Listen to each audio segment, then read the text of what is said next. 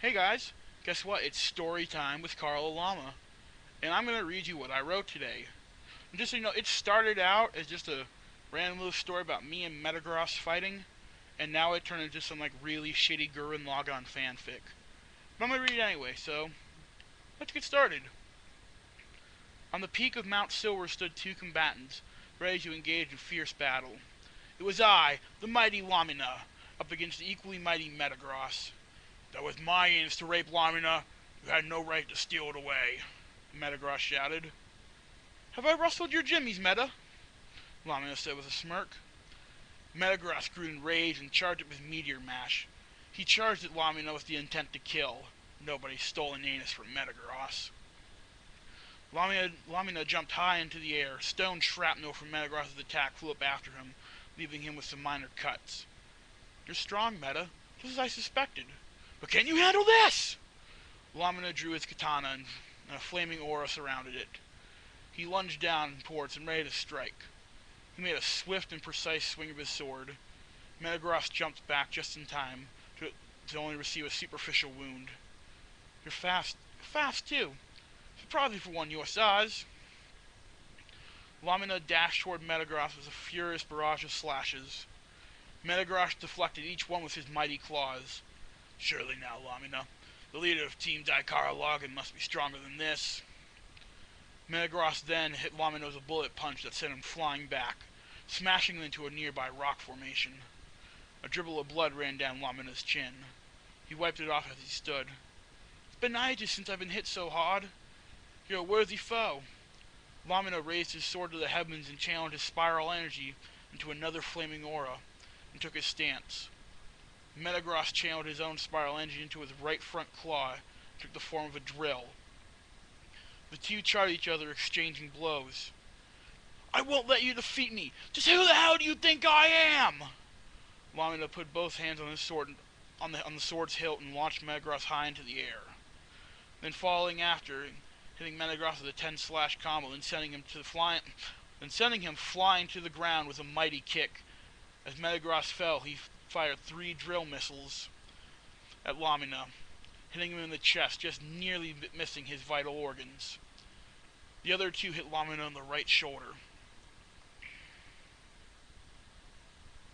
Oh crap, where was I? I had to check the time. Oh, here it is. He hit the ground with a painful thud. The 2, broken and battered, slowly rose, were about to clash again when suddenly a massive dragon swooped down from the skies and landed between the 2 combatants. And a humanoid Lilligant hopped off his back, and the dragon transformed into a young man with silver hair and darkened skin. Please, you must stop this senseless battle. Are you two not close friends and brothers in arms against the anti-spiral heretics? The Lilligant cried out. The silver-haired man stood silent with his arms crossed. He carried a bastard sword on his back. It was carved from a dragon's tooth. He stole from me what was rightfully mine. That anus was mine to rape, Metagross shouted.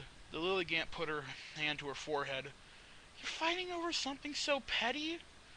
She let out a heavy sigh. Here, let me heal you. She handed each of them a max potion.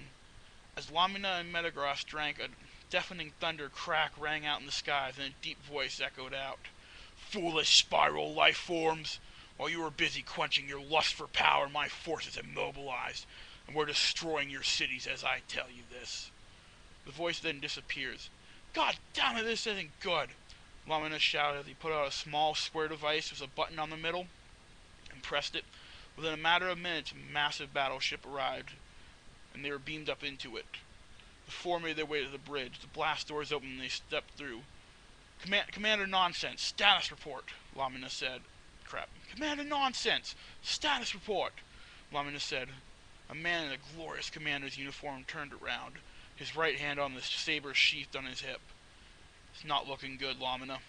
Saffron City, Moss Deep, Johto Safari Zone, Castalia City, and Sinnoh's Pokemon League are all under attack. Not to mention countless other cities. We don't have enough forces to protect each city.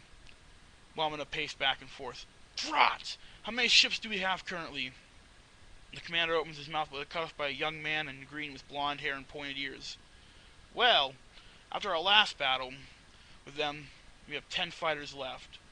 We're working as hard as we can to repair the rest. The young man was the ship's main engineer, H. Link. Dom! We don't have enough ships. Lamina punched the wall next to him.